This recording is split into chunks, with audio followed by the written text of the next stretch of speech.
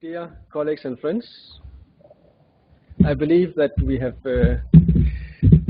are facing a great challenge these days. The world is overwhelmed by the number of refugees. I believe the number is, if I remember right, around 60 million refugees or IDPs in the world. It is overwhelming. We as humanitarians in the humanitarian system, we are struggling. There are fewer resources and more people to help. This year, the Danish government, I'm from Denmark, cut the international development assistance by 50%. 50% in a situation like this, both to save on the state budget, but also to cater for the refugees who have arrived in Denmark. But the result is 50% less international assistance.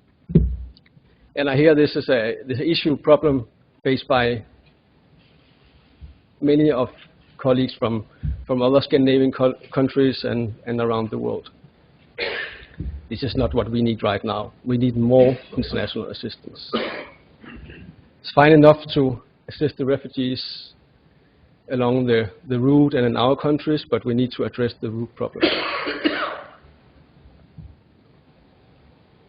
In DCA, we are focusing on especially two ways: cash-based assistance and a better way to involve more local actors, local organizations, and beneficiaries in the response.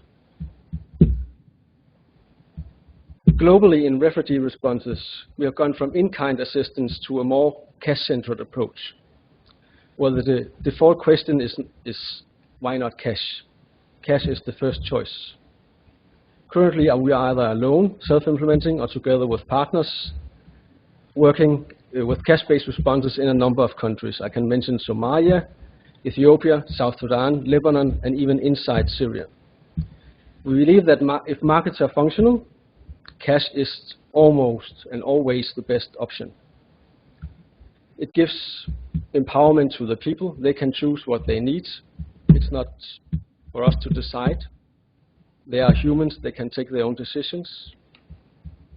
It assists the local markets in re-establishing itself or linking the host community to the refugees.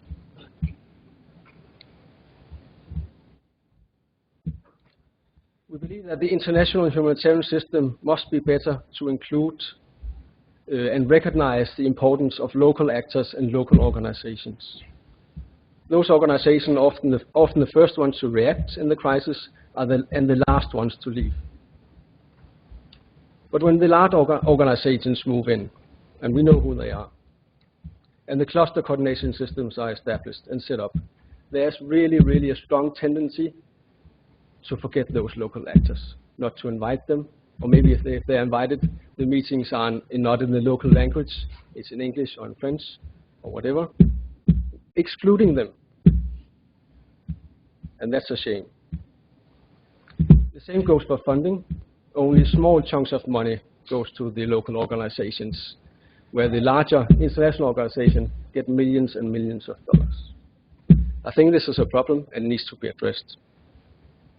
I'm happy to know that it will be raised and is high on the agenda on the World Humanitarian Summit in Istanbul later this year.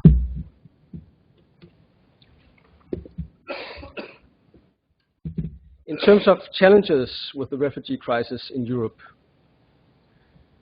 I have been traveling along the route this summer, and some of the issues I noticed was that we are, as professionals, we are also working with a large number of volunteers with the heart in the right place, but they're volunteers, they're so-called amateurs. They want to do good, but having a coordination with those actors, that is a challenge. A concrete story I can tell you. I have met refugees along the route who were refusing to drink tap water, even though it was perfectly safe. Why? Because they were being given bottled water. Of course, if you're given bottled water, you think the tap water is polluted and you can't drink it. Meaning that we'll spend a lot of money, a lot of resources on providing bottled water instead of giving people just tap water, which is perfectly safe. It's maybe a small thing, but I believe it's a symbol to some of the challenges. The fact that most of the countries people are traveling through are only for transit, and they stay the shortest possible time, and they even resist going to a doctor, even though some of them are very critically ill. They want to move on very fast. In normal, more stable situations, our targeting of beneficiaries is based on solid data. Interviews, we get to know the people. We simply don't have the time to gather this kind of data. So how do we target people? That's also been a very, very concrete and practical issue. Do you target the poor-looking people?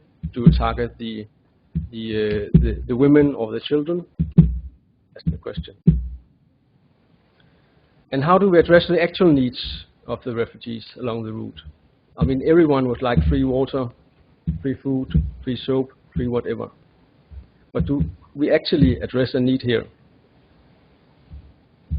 Many of the people, they have paid smugglers thousands of dollars and are likely to pay for their onwards travel by bus, road, taxi or train. Seeing people who are able to cater for themselves and to pay for their onwards travel, do we still target them with water? Do we still target them with food?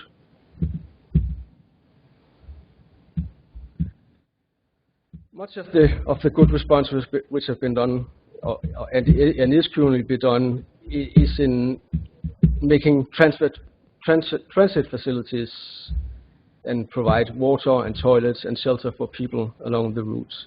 And these cold winter days, clothes and shoes, all good things. To